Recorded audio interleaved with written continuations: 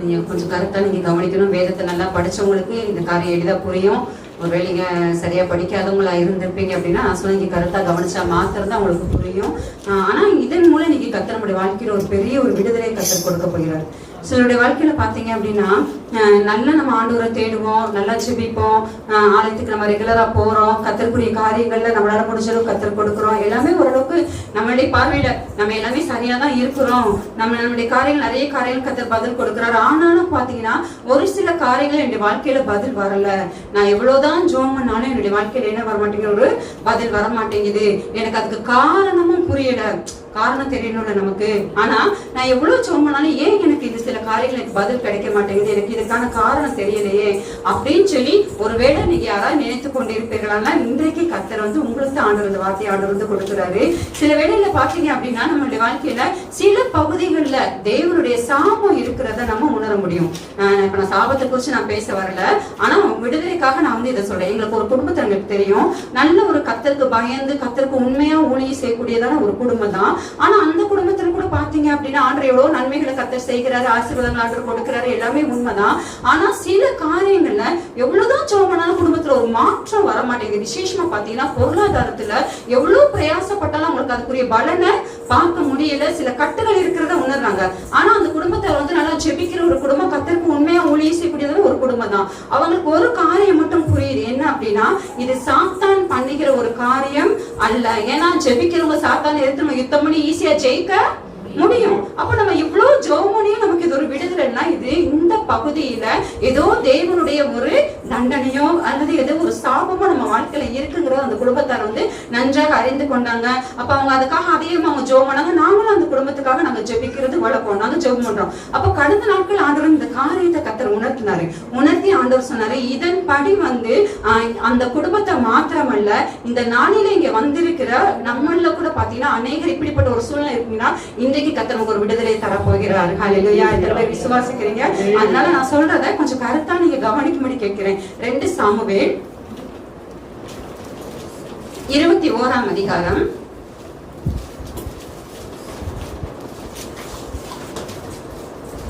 அதுல 1ஆம் வசனத்திலிருந்து பாத்தீங்கன்னா 14ஆம் வசனம் வரைக்கும் ஒரு சம்பவம் சொல்லப்பட்டிருக்குது. அதற்கு முன்பதாக இன்னொரு ஒரு காரியத்தை நம்ம புரிந்து கொள்ளணும். அப்பதான் நம்ம இந்த சம்பவம் நமக்கு நல்லா புரியும். யோசுவாவினுடைய சரித்திர புஸ்தகத்துல பாத்தீங்க அப்படின்னா எனக்கு எல்லாத்தையும் வாசிக்கிற டைம்ல அதனால நானாவே சொல்லிடுறேன். கர்த்தர் என்ன செஞ்சார் அப்படின்னா இஸ்ரவேல் ஜனங்கள் எகிப்தில் அடிமைத்தனத்தில் இருக்கும்போது மோசையை கொண்டு தேவன் அவர்கள் என்ன செஞ்சாரு, விடுதலை ஆக்கினார். விடுதலை ஆக்கிட்டு அடுத்து மோசையை மறைத்து போன பின்பு யார் தலைமைக்கு அவங்க நடத்தப்பட்டாங்க, யோசுவாவுடைய தலைமைக்கு நடத்தப்பட்டாங்க. அப்ப யோசுவா பாத்தீங்கன்னா ஜனங்களை வழி நடத்திட்டு வரும்போது கர்த்தர் வாக்குப்படின அந்த கானான் தேசத்தை சுதந்திரிக்கிறதுக்காக பாத்தீங்கன்னா அவங்க நிறைய யுத்தங்களை பண்ணினாங்க. முதல்ல ஆயி பட்டணத்தை அவங்க யோசுவா மூலம் முதல்ல ஆயி பட்டணத்தை அவங்க தோற்கடிச்சு ஃபர்ஸ்ட் ஒரு தோல்வியை பார்த்தாங்க.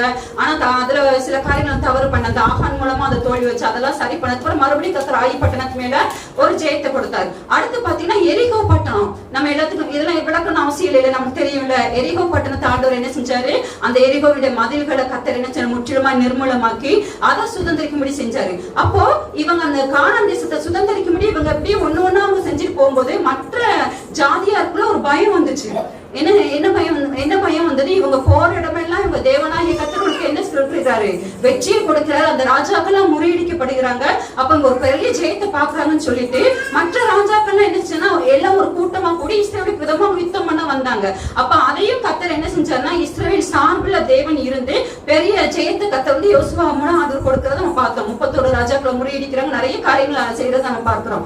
அப்போ அந்த மாதிரி வரும்போது கிபியோனியர் அப்படின்னு சொல்லி ஒரு எமோரியர்ல இருந்த ஒரு பர்டிகுலரான ஒரு பீப்புள் கிபியோனியர். இவங்க என்ன செஞ்சாங்க அப்படின்னா இந்த யோசுவா எல்லாத்தையும் ஜெயம் எடுத்துட்டு வர்றதை பார்த்த உடனே அவங்க தந்திரமா ஒரு காரியம் பண்ணாங்க. என்ன பண்ணாங்க அப்படின்னா, இந்த சம்பவம் எல்லாத்துக்கும் தெரியுமா?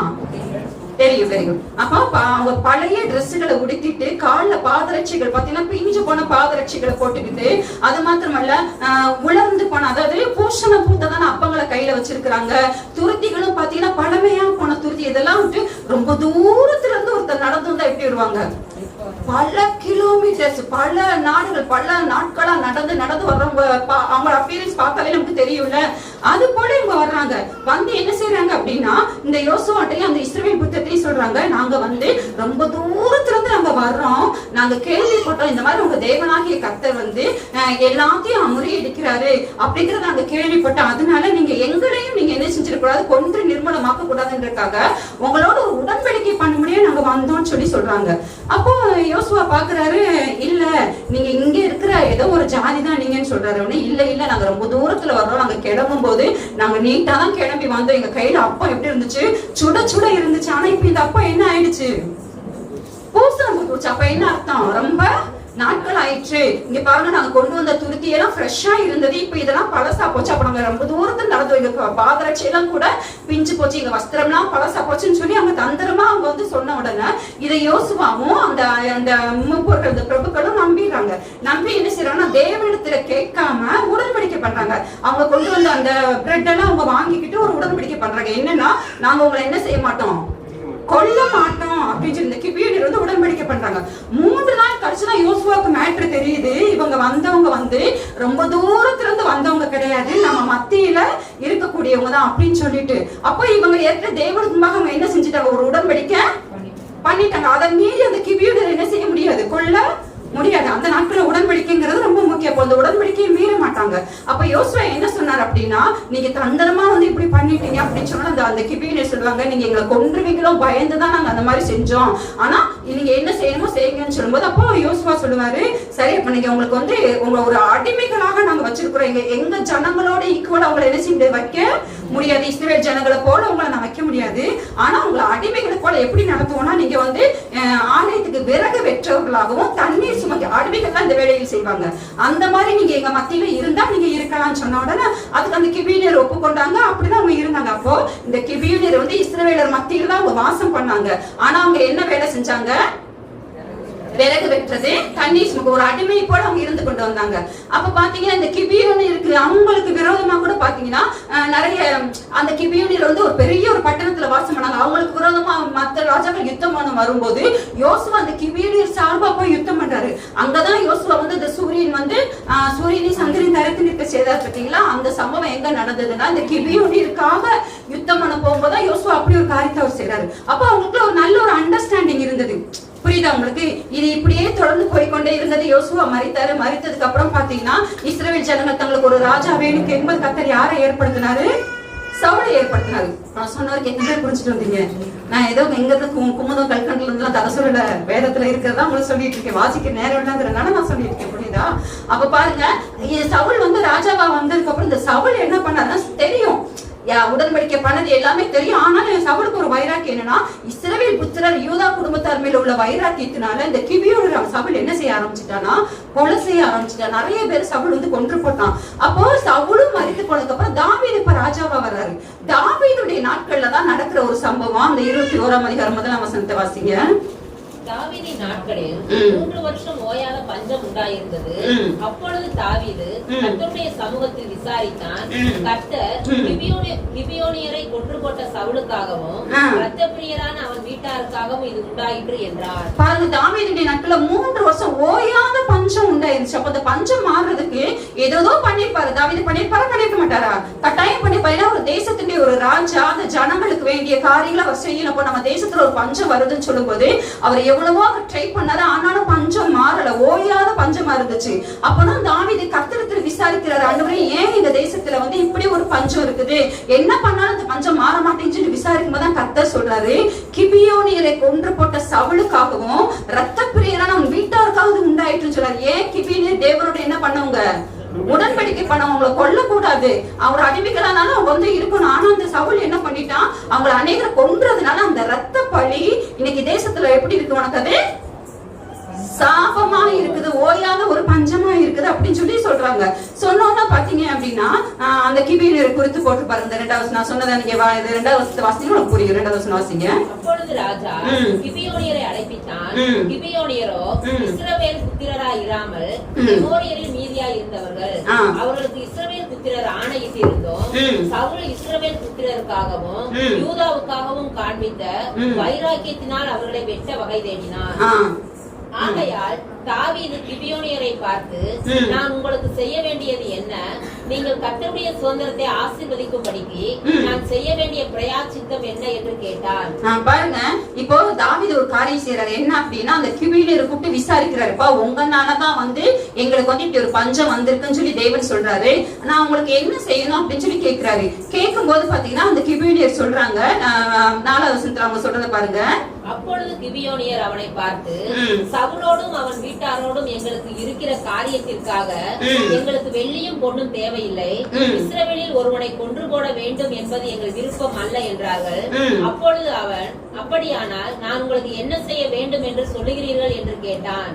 அவர்கள் ராஜாவை நோக்கி, நாங்கள் இஸ்ரவேலின் எல்லையில் எங்கோ நிலைக்காதபடிக்கு அழிந்து போக எவன் எங்களை நிர்மூலமாக்கி எங்களுக்கு பொல்லாப்பு செய்ய நினைத்தானோ அவன் குமாரரில் 7 பேர் கர்த்தர் தெரிந்து கொண்ட சவுலின் ஊராகிய கிபியாவிலே நாங்கள் அவர்களை கர்த்தருக்கென்று தூக்கி போட எங்களுக்கு ஒப்பு கொடுக்கப்பட வேண்டும் என்றார்கள். நான் அவர்களை ஒப்பு கொடுப்பேன் என்று ராஜா சொன்னான். பாருங்க, இப்ப அவங்க கேட்கிறாங்க, கிபியோனியர்ட்ட தாவீது கேட்கிறாருப்பா, உங்கனாலதான் எங்களுக்கு பஞ்சம் சொல்லி தேவன் சொல்றாரு அப்படின்னு சொன்னா அந்த கிபியோனியர் சொல்றாங்க, நான் உங்களுக்கு என்ன செய்யணும் தாவீது கேட்கிறாரு. என்ன செஞ்சா எனக்கு பஞ்சம் அனுப்ப, நீங்க என்ன எதிர்பார்க்கீங்க கேட்கும்போது அந்த கிபியோனியர் சொல்றாங்க, எங்களுக்கு வெள்ளியும் பொண்ணும் தேவையில்லை, அது மாதிரி இஸ்ரவேல்ல ஒருத்தர் அடிக்கிறது எங்களுடைய விருப்பம் இல்லைன்னு சொல்றாங்க. அப்ப நீங்க என்னதான் செய்யணும் சொல்றீங்க கேட்கும்போது அவங்க சொல்றாங்க, எங்களை இஸ்ரவேல் எல்லைகள் அங்க இராதபடிக்கு எங்களை நிர்மூலமாக்கி கொன்று கூட வகை தேடின அந்த சவுலுடைய குமாரர்ல 7 பேரை நீங்க என்ன செய்யணும், எங்களுக்கு ஒப்பு கொடுக்கணும். ஏன்னா அவங்க என்ன செஞ்சிருக்காங்க, அந்த சவுல் என்ன பண்ணிருக்கான், எங்க கிபியோனியர்ல அநேகரை என்ன செஞ்சிருக்காங்க, அவன் நிர்மூலமாக்கிட்டான், கொன்னுட்டான். அதுக்கு பதிலா அவருடைய குமாரர்ல 7 பேரை நாங்க என்ன செய்யணும், நாங்க கொல்லணும், அதுக்கு நீ ஒப்பு கொடுக்கணும்னு சொல்லி சொல்லுவோம். இப்ப தாவீது தான் ராஜாவா இருக்கு. அதுக்கு முன்பதாக தான் சவுல் ராஜாவா இருந்து மரித்து போனார். ஆனா சவுளுடைய ஃபேமிலி எல்லாம் இருக்கிறாங்க. அப்போ தாவீது என்ன சொல்றாரு அப்படின்னா, தாவீதுக்கும் ஏற்கனவே பாத்தீங்கன்னா சவுளுடைய குமாரன் யோனத்தானுக்கு இடையில ஒரு உடன்படிக்கை இருந்துச்சு. நான் ஏற்கனவே சொன்னேன், அந்த நாட்கள்ல உடன்படிக்கை தான் ரொம்ப அவசியம். அப்ப யோனத்தான் சொல்லியிருப்பாரு, நீ ராஜாவா வரும்போது என் குடும்பத்தை நீ என்ன செய்யணும், நினைக்கணும், நீ அழிக்க கூடாதுன்னு சொல்லியிருந்தனால அப்புறம் தாவீது அதை யோசிச்சுட்டு என்ன செய்யறா, யோனத்தானுடைய மகன் மேவிபோசேத்னு இருக்கான், அவனை விட்டுட்டு மற்ற 7 பேரு, புரியுது அவங்களுக்கு, சவுளுடைய மறுமணியாட்டி ரிஷ்பான்னு சொல்லி ஒருத்தருக்கு, அவளுடைய பிள்ளைகள் 2 பேரு, அது மாத்திரமல்ல சவுளுடைய குமாரத்தி மகளுடைய பிள்ளைகள் ஒரு 5 பேர், 7 பேரை தாவீது என்ன செய்யறான்னா அந்த கிபியோனியர் கையில ஒப்பு கொடுக்குறான். அப்ப அந்த கிபியோனியர் என்ன செய்யறாங்கன்னா அந்த 7 பேரையும் கொலை செய்யறாங்க, 7 பேரையும் கொலை செய்யறாங்க. கொலை செஞ்சு அவங்க போட்டுட்டாங்க. அப்போ சரி, அப்படி கொலை செஞ்சு போட்டதோட பஞ்சம் என்ன செஞ்சிருந்துக்கணும், மாறி இருக்கணும்ல. மாறிச்சான்னு கேட்டா மாறல. இப்போ நான் சரி அந்த விடுங்க, இப்ப நம்ம மேட்ருக்கு வாங்க. நீங்க நமக்குள்ள சில வேலையில பாத்தீங்க அப்படின்னா நம்மளுடைய முற்பிதாக்கள் பாத்தீங்கன்னா சில காரியங்கள் செஞ்சிருப்பாங்க. ரத்தப்படி, அதாவது கொலை செஞ்சிருப்பாங்க. இல்ல அப்படின்னா நிறைய ஏழைகளை விதவைகளை பாத்தீங்கன்னா நாசம் பண்ணிருப்பாங்க. இந்த மாதிரி நிறைய காரியம் முற்பிதாக்கள் செஞ்சிருப்பாங்களா, செஞ்சிருக்க மாட்டாங்களா? நிச்சயமா செஞ்சிருப்பாங்க. நான் ஒரு ஃபேமிலி சொன்னேன் பாத்தீங்களா, அந்த குடும்பத்துக்குள்ள பாத்தீங்க அப்படின்னா அவங்களுடைய முற்பிதாக்கள் ஒரு மந்திரவாதிகளா இருந்திருக்கிறாங்க. இருந்து அவங்க நிறைய அக்கிரமங்கள் செய்து, அவங்க இயேசு அறியாத போது அவங்க முற்பிதாக்கள், இந்த ஃபேமிலி கிடையாது, அவங்களுடைய தாத்தாவுடைய அப்பா, அந்த மாதிரி 4 தலைவருக்கு முந்தினவங்க ஒரு மந்திரவாதியா இருந்தவங்க என்ன செஞ்சிருக்காங்க அப்படின்னா நிறைய அக்கிரமங்கள் பண்ணிருக்கிறாங்க. நிறைய ஏழைகள் விதவுடைய நிலங்களை எல்லாம் அபகரிச்சிருக்கிறாங்க. அது மாத்திரமல்ல, கர்ப்பிணியா, நிறைமாத கர்ப்பிணி இந்த ஒரு பொண்ணு என்ன செஞ்சிருக்காங்கன்னா ரத்தப்படி, அதாவது நரபலி கொடுத்திருக்கிறாங்க. இந்த மாதிரி நிறைய அக்கிரமங்கள் செய்தது நிமித்தமாக அந்த குடும்பத்தின் மேல, அவங்க சந்ததியின் மேல தேவனோட ஒரு சாபம் இருந்து கொண்டே இருந்தது. அப்ப அந்த 4ஆம் தலைவரை அந்த குடும்பத்துக்கு ரட்சிக்கப்பட்டுட்டாங்க, இயேசுவை ஏற்றுக்கொண்டாங்க, அபிஷேகம் பெற்றாங்க, ஊழியத்துக்கு ஒப்பு கொடுத்தாங்க, கர்த்தருக்கு ஊழியம் செய்யறாங்க. அப்போ தேவன் அவங்க பாவங்களை எல்லாம் மன்னித்தாரு, உண்மைதான். அவங்க குடும்பத்துல எவ்வளவோ ஆண்டவர் ஆசீர்வாதம் கொடுத்தது உண்மைதான். ஆனாலும் பாத்தீங்க அப்படியே இந்த ரத்தப்படி என்ன செய்யுது, அந்த குடும்பத்தை பின் தொடர்ந்து வருது. சில காரியங்கள் அந்த குடும்பத்துல ஒரு விடுதலை இல்ல. அவங்களுக்கு நல்லா தெரியுது இது தேவனுடைய சாபம் தான் அப்படின்னு சொல்லிட்டு. அப்போ சில உங்களுடைய வாழ்க்கை நான் சொல்லும்போது உங்க வாழ்க்கை உங்களுக்கு நிதானிக்க முடியுதா?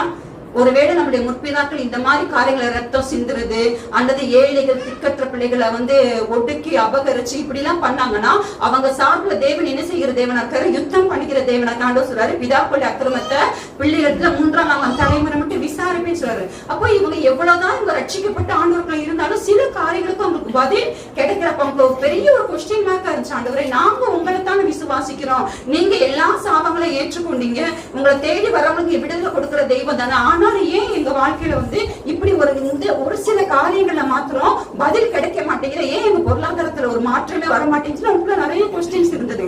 அது போலதான் பாத்தீங்க அப்படின்னா இந்த ஒரு சம்பவமும் கூட. அப்போ இந்த நான் சொன்னேன் பாத்தீங்களா 7 பேர் ஒப்பு கொடுத்தாங்கன்னா, அதுல இந்த 8ஆம் வசனம் வாசுங்க. ஆயாவின் குமாரத்தியாகிய ரிஸ்பாள் சவுலுக்கு பெற்ற அவருடைய 2 குமாரராகிய அந்த ரிஸ்பால்ங்கிறவருடைய 2 குமாரர்கள், அது போல அந்த மேரப் அப்படிங்கிறவருடைய ஒரு 5 சேர்த்து அவங்க தூக்கி போடுறாங்க. அடுத்து 10ஆம் வசனம் வாசிங்க. அப்பொழுது ஆயாவின் குமாரத்தியாகிய ரிஸ்பாள் 8 புடவை 8 9 கூட வாசிங்க. அவர்களை கிபியோனியர் கையில் ஒப்பு கொடுத்தான். அவர்களை கர்த்தருடைய சமூகத்தில் மலையின் மேல் தூக்கி போட்டார்கள். அப்படியே அவர்கள் 7 பேரும் ஒருமிக்க விழுந்தார்கள். 7 பேர் ஒரே நல்ல குமாரர்கள் செத்து போனாங்க. வார்கோதுமை அறுப்பு துவக்குகிற அறுப்பு காலத்தின் முந்தின நாட்களிலே அவர்கள் கொன்று போடப்பட்டார்கள். அப்பொழுது ஆயாவின் குமாரத்தியாகிய ரிஸ்பாள் 2 புடவையை எடுத்துக் கொண்டு போய் அதை பாறையின் மேல் விரித்து அறுப்பு நாளில் துவக்க முதற்கொண்டு வானத்திலிருந்து அவர்கள் மேல் மழை பெய்யும் மட்டும் பகலில் ஆகாயத்து பறவைகளாகிலும் இரவில் காட்டு மிருகங்களாகிலும் அவர்கள் மேல் விட ஒட்டாதிருந்தால். பாருங்க, இந்த ரிஸ்பால்ங்கிறவ என்ன செய்கிறா அப்படின்னா, இந்த 7 குமாரர்களை, சவுலுடைய குமாரர்கள் 7 பேரையும் கொன்று போட்டுட்டாங்க. இந்த ரிஸ்பால் யாருன்னா சவுலுடைய மனைவி. புரியுதா? அப்போ அவ என்ன செய்யறாப்னா, தூக்கி போடப்பட்ட உடனே ஒரு ஒரு புடவையை எடுத்துட்டு வந்து அந்த பிரேதங்கள் இருக்கு பாத்தீங்களா, அந்த பிரேதங்கள் மேல பொத்தி பகல்ல பறவையாகிலும் இரவில காட்டு மிருகங்களாகிலும் வந்து அந்த பிரேதத்தை என்ன செஞ்சிடக்கூடாது, சாப்பிடக்கூடாது, சேதப்படுத்திடக்கூடாதுன்னு சொல்லி அவ அதை பாதுகாத்து வந்தாலாம். நீங்க கொஞ்சம் உங்க இமேஜின், இது சாதாரண ஒரு காரியமா? பிணம் எங்கேயோ கழுகுகள் வந்து கூடும். ஒரு 7 பிரேதம் கிடக்கிற இடத்துல எத்தனை கழுகுகள் வந்திருக்கும் யோசிச்சு பாருங்க. இரவுல மழையில தூக்கி போட்டிருக்காங்க, இரவுல காட்டு மிருகங்கள் வந்திருக்குமா, வந்திருக்காத பணத்தை திங்கிறதுக்கு. இதுக்கு மத்தியில ஒரு பெண்ணால இந்த 7 பிரேதங்களை பாதுகாக்க முடியுமா? அப்ப அவ எவ்வளவு பிரயாசப்பட, அவளுக்குள்ள வந்து ஒரு ஆதங்கம் என்ன அப்படின்னா, என் பிள்ளைகள் எந்த தவறுமே செய்யல, அநியாயமா என் பிள்ளைகள் என்ன செய்யப்பட்டிருக்காங்க, கொல்லப்பட்டிருக்காங்க அப்படின்னு அந்த ஒரு ஆதங்கம், அவளுடைய கண்ணீர், அவளுடைய வேதனை பாத்தீங்க அப்படின்னா, அப்ப அவ எவ்வளவு ஒரு புடவையை கொண்டு வந்து மூடி வச்சு அந்த பிரேதத்தை அது எவ்வளவு நாட்கள் சொல்லி பாத்தீங்கன்னா, அதாவது அறுப்பு காலத்தினுடைய துவக்கம் சொல்லி போட்டிருக்குது. இப்ப இருக்கிற இந்த காலம் என்ன காலம்? இப்ப நமக்கு இது ஒரு எப்படி சொல்றீங்க, அறுப்பு காலம்? Very good, super. தை மாசங்கிறது ஒரு அறுப்பு காலம். அது மாதிரிதான் அறுப்பு காலம் துவக்கத்துல இருந்து மழை அவர்கள் மேல் விழும் மட்டும் அப்படின்னா, மழை எந்த மாசத்துல வரும்? இடையில எவ்வளவு கேப்? 6 மாசம். அப்ப பாருங்க, வசனம் போட்டிருக்குது, அறுப்பு காலத்தின் துவக்கம் முதல் நாள் துவக்கி வானத்திலிருந்து மழை அவர்கள் மேல் விழும் மட்டும் அவ என்ன செஞ்சாலும் அத பாதுகாத்தோம். அப்ப கிட்டத்தட்ட 6 மாசம் 7 டெட் பாடியை எந்த ஒரு பறவைகளோ காட்டு மிருகங்களோ வந்து சேதப்படுத்தாதபடிக்கு பாதுகாக்கணும்னா இது சாதாரண காரியமா? யோசித்து பாருங்க. அப்போ அவளுக்குள்ள ஒரு ஆதங்கம், என் பிள்ளைகள் எந்த தவறுமே பண்ணல, தவறு செய்யாத பிள்ளைகள் தண்டனைய நமக்கு சில வேலை இருக்குல்ல, அதுல ஏன் என் வாழ்க்கையில இவ்வளவு இருக்குது, நான் உங்களை தானே நான் தேடுறேன், அந்த குடும்பத்தை விட்ட கண்ணீர்லாம் அதுதான், உங்களை நாங்க விசுவாசிக்கிறோம், உங்களுக்கு நாங்க ஊழியம் செய்து கொண்டிருக்கிறோம், ஏன் எங்க வாழ்க்கையில இப்படி ஒரு தண்டனை, ஒரு ஆயுள் கைதிக்கு, அதாவது ஒரு மரண தண்டனை கைதிக்கு கூட தான் எதுக்காக தண்டிக்கப்படுறோம் தெரியுமா தெரியாதா? தெரியாதா? எனக்கு தூக்கு போட பையன், நான் வந்து ஒரு தேசத்துக்கு ஒரு துரோகம் பண்ணிருக்கிறேன், ஒரு மாஸ் டெத்து, ஒரு பலர் மறிக்கிறதுக்கு நான் காரணம் இருக்கு, அதனாலதான் எனக்கு என்ன கொடுத்துருக்காங்க, தூக்கு தண்டனை கொடுத்திருக்காங்க. ஆனா சிலருடைய வாழ்க்கையில காரணமே தெரியாது. நான் சொல்றது இது புரியுது, எனக்கு காரணமே புரியல ஆண்டவரே, நான் ஏன் தண்டிக்கப்படுறேன், ஏன் எனக்கு பதில் வர மாட்டேங்குது, எவ்வளவோ நான் போராடுறேன், இதுக்கு என்ன காரணம் சொல்லி நிறைய பேர் உள்ளத்துல ஒரு கொஸ்டின். அது போலதான் இந்த விஸ்பால்குள்ள இருந்துச்சு, என் பிள்ளைகள் எந்த தவறும் பண்ணலையே, ஏன் அப்பா சவுல் பண்ண தவறுக்கு இந்த பிள்ளைகள் எதுக்கு இப்படி வந்து வெட்டி போடப்படணும்? ராஜாக்கள் ஒரு மகிமை என்னன்னு சொல்லி கேட்டீங்க அப்படின்னா, ராஜாக்கள் இறந்ததுக்கு அப்புறம் அவங்களுடைய அந்த பாடி எங்க வைக்கப்படணும்? ராஜாக்களுடைய கல்லறையில. அதுதான் ஒரு ராஜாவினுடைய மகிமை. நான் சொல்றது இது புரியுது? ஒரு ராஜா அப்படின்னா அவன் மறித்த பிறகு அவனுடைய பாடி வந்து ராஜாக்களுடைய கல்லறையில அடக்கம் பண்ணப்படணும். நம்ம பழைய ஏற்பாடு நம்ம பார்க்க முடியும். ஆபிரகாம் வந்து மக்பேல கல்லறை வாங்கினாரு, அதுலதான் ஆபிரகாம வச்சாங்க, சாரால வச்சாங்க, ஈசாக்க வச்சாங்க, ரெபேக்கா வந்து வசனத்துல நீங்க வாசினா அதெல்லாம் வரும். ராகில் ஒருத்தி தான் இடையில வடியில மறித்து போனா, லேயால கூட அங்கதான் வச்சாங்க. யோசிப்பு கூட தன்னுடைய எலும்பை குறிச்சு அவர் என்ன கட்டளை இடுறாரு, இஸ்ரவேல் புத்திரருக்கு இருக்கு, நீங்க போகும்போது எலும்ப கொண்டு போய் எங்க வைக்கணும்? பிதாக்களுடைய கல்லறையில வைக்கணும். அப்போ ராஜாக்களுக்கு அதுதான் மகிமை. இப்ப சவுல் வந்து ஒரு ராஜாவா இருந்தவன், ஆனா இப்ப அவனுடைய பிள்ளைகளுடைய பிரேதங்கள் வந்து இப்படி கிடக்கிறத இவளால ஏற்றுக்கொள்ள முடியல. அப்ப அவளுக்குள்ள பாத்தீங்கன்னா அவ்வளவு ஒரு ஆதங்கமா இருந்துச்சு. நிறைய பேத்துக்குள்ள உள்ளத்துல கூட இது இருக்குது. ஆண்டவரே, நாங்க எந்த தப்பும் பண்ணல, என் பிள்ளைகள் எந்த தப்பும் பண்ணல, எதுக்காக எங்களுக்கு இந்த ஒரு இப்படி ஒரு தண்டனை அப்படின்னு சொல்லி நினைக்கலாம். அப்ப நீங்க அதுல இங்க தொடர்ந்து வாசித்தீங்க அப்படின்னா, ஆயாவின் குமாரத்தியாகிய ரிஸ்பாள் என் சவுலின் மருமகனை செய்தது தாவீதுக்கு அறிவிக்கப்பட்ட போது தாவீது என்ன செய்யறாரு பாருங்க.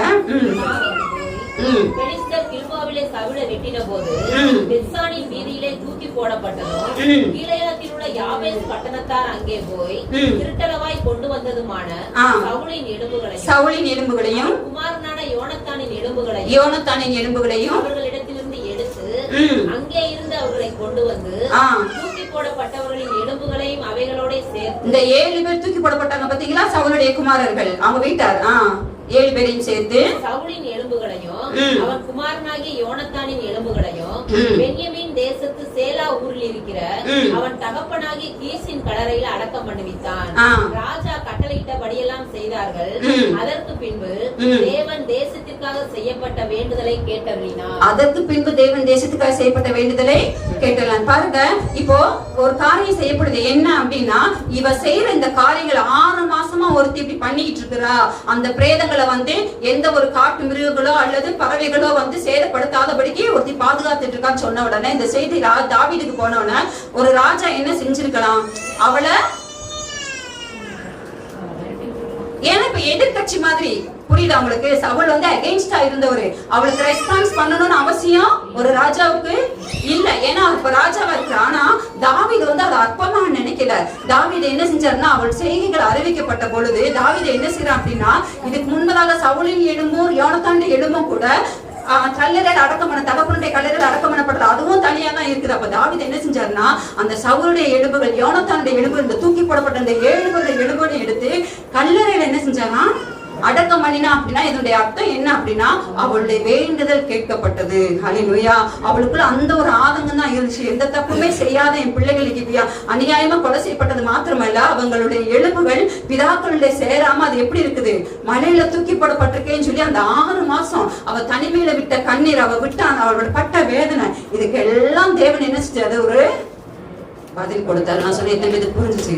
நம்ம எத்தனை வேளை தனிமை நம்ம அழுதுருக்கிறோம். யோசித்து பாருங்க. நம்ம கண்ணீரை பாக்குறதுக்கு யாருமே இல்ல, நம்மளுடைய இருதயத்தின் வேதனை அறியறதுக்கு யாருமே இல்ல. ஆண்டவரே, அநியாயமா தண்டிக்கப்படுறது போல இருக்குது. எனக்கு முற்பிதாக்கள் செஞ்ச அக்கிரமத்துக்கு நான் எவ்வளவுதான் நான் அனுபவிக்கிறது, எப்பொழுதுதான் என் வாழ்க்கையில ஒரு விடுதலை வரும், என்னைக்குதான் நானும் மற்றவங்களுக்கு கூட ஒரு ஜெயமுள்ள ஒரு வாழ்க்கை வாழுவேன், இன்னும் எவ்வளவு காலம் பிதாக்களோட அக்கிரமத்தை நான் சுமக்கிறதா ஆண்டவரேன்னு சொல்லி தனிமையில நம்ம நிறைய வேலை நம்ம கண்ணீர் விட்டுப்போம் இல்லையா? இந்த ரிஸ்பாளுடைய கண்ணீரை கர்த்தர் பார்த்து அவளுடைய வேண்டுதல் கேட்கப்பட்டதுக்கு அடையாளம் தான் அவங்களுடைய எலும்புகள் எல்லாம் பிதாக்களுடைய கல்லறையில சேர்க்கப்பட்டது. அதுபோல அந்த தேவன் எனக்கு ஆண்டவர் கடந்த நாட்கள் உணர்த்தின ஒரு காரியம் என்ன அப்படின்னா, அந்த 6 மாதங்கள் எப்படி பாதுகாத்து வேதனையோடு கண்ணீரோடு தான் இருந்தா. அது போல அந்த குடும்பம், நான் சொன்ன அந்த குடும்பம் இவ்வளவு நாட்கள் அவங்க வந்து பிதாக்களுடைய அக்கிரமத்தை சுமந்து கொண்டு வேதனையோடு கண்ணீரோடு தான் இருந்தாங்க. ஆனா இன்னைக்கு நான் அதை மாற்றுகிறேன்னு கர்த்தர் பேசினாரு. ஹல்லேலூயா. அந்த குடும்பத்துக்கு மாத்திரமல்ல, இன்னைக்கு வந்திருக்கிற உங்களுடைய வாழ்க்கையில கூட ஒரு வெளிப்படிப்பட்ட சூழ்நிலை காரணமே தெரியாம தண்டிக்கப்படுறது போல இருக்குது. எவ்வளவு ஜோமனால் பதில் வராம இருக்குது, எவ்வளவு காலங்கள் அப்படியே இருந்துகிட்டே இருக்குன்னு சொல்லி ஒரு வேதனையோடு கூட இருந்துக்கலாம். ஆனா இன்னைக்கு கர்த்தர் சொல்லக்கூடிய ஒரு காரியம் என்ன அப்படின்னா, எப்படி அந்த ரிஸ்பாளுடைய காரியங்களுக்கு ஒரு பதில் கிடைச்சதோ அது போல இன்னைக்கு கர்த்தர் நமக்கு ஒரு பதில கொடுக்கிற தேவனா இருக்கிறாரு. நான் சொன்னது எத்தனை பேத்துக்கு புரிஞ்சிச்சு? புரிந்து கொண்டு விசுவாசிக்கிறோம், நிச்சயமா எனக்கு ஒரு மாற்றத்தை நீங்க பாப்பீங்க. அதுக்கு ஆதாரமா ஆண்டவர் எனக்கு 3 வார்த்தைகளை கர்த்தர் சொல்லும்படி சொன்னாரு. லூக்கா 18ஆம் அதிகாரம் 7-8 வசனங்களை வாசிப்போம். ஒருத்தர் செப்பனியா 3:15 எடுத்து வைத்துக் கொள்ளுங்க. சங்கீதம் 37:6 ஒருவர் எடுத்துக்கொள்ளுங்க. ஒருத்தர் செப்பனியா 3:15 எடுத்துக்கொள்ளுங்க. லூக்கா 18:7-8.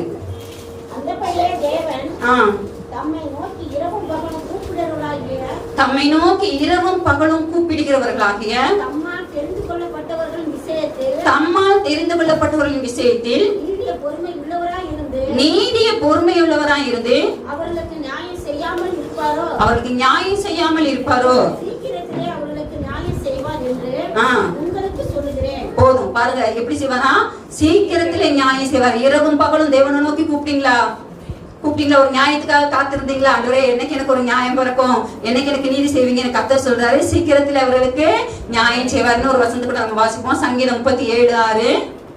உன் நீதியை வெளிச்சத்தை போலவும் பகலை போலவும் விளங்க பண்ணுவார். ஹல்லேலூயா. உன் நியாயத்தை பட்ட பகலை போலவும் விளங்க பண்ணுவார். இவ்வளவு நாள் நம்ம தேவனை விசுவாசித்த பார்த்தீங்களா, அதுதான் நீதி.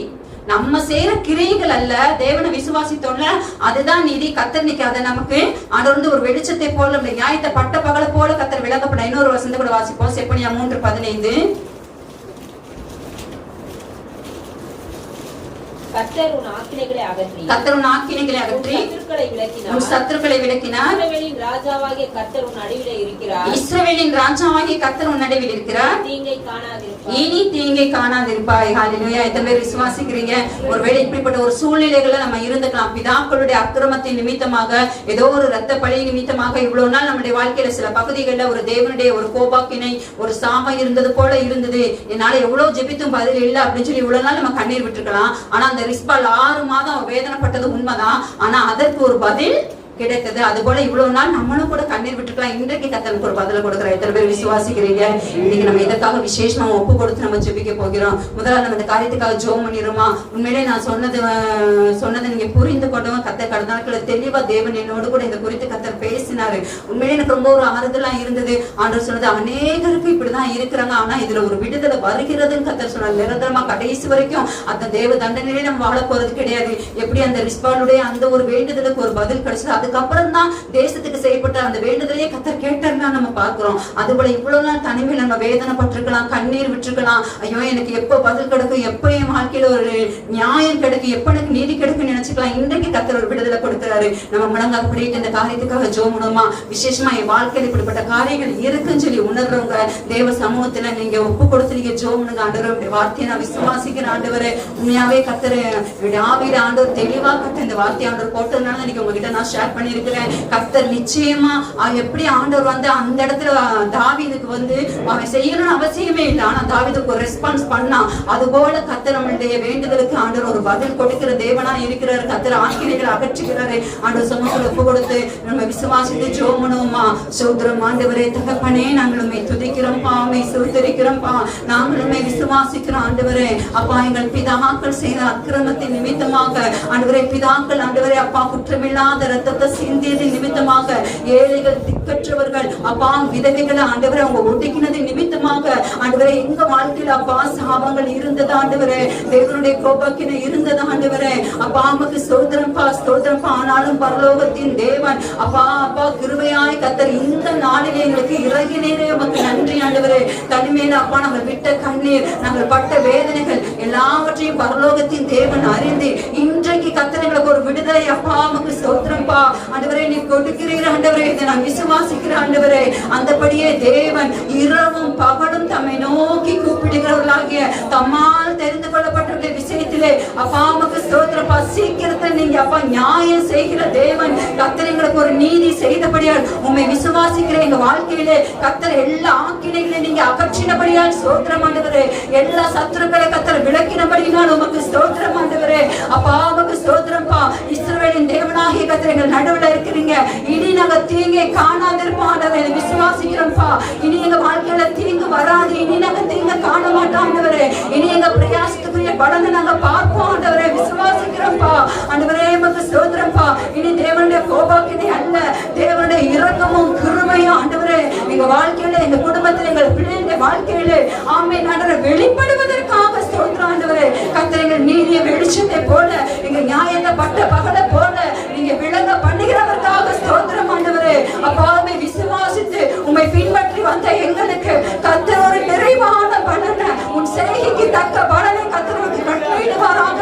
இஸ்ரவேலின் தேவனாகிய கர்த்தருடைய செட்டைகளுக்கு அடக்கலமாய் அண்ணவனுக்கு அவரால் நிறைவான பலன் கிடைப்பதாக என்று சொல்ல வார்த்தையின்படி தகப்பனே கர்த்தர் ரூத்துக்கு கொடுத்தது போல ஆமென் ஆண்டவரே ஒரு நிறைவான பலனை ஆண்டவரே உமக்கு ஸ்தோத்திரம்ப்பா.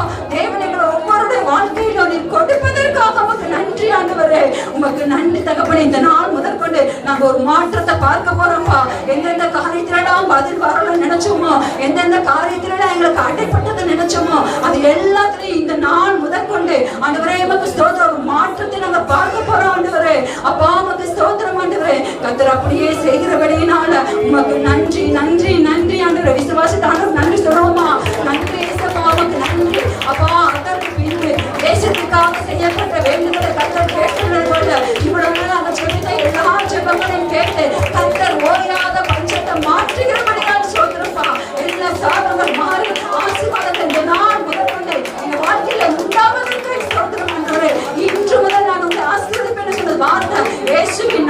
எங்க வாழ்க்கையில அப்படியே நிறைவேறுவதற்காக உமக்கு நன்றி ஏசப்பா, உமக்கு நன்றி. இயேசுவின் நாமத்தில் பிதாவே, ஆமென்.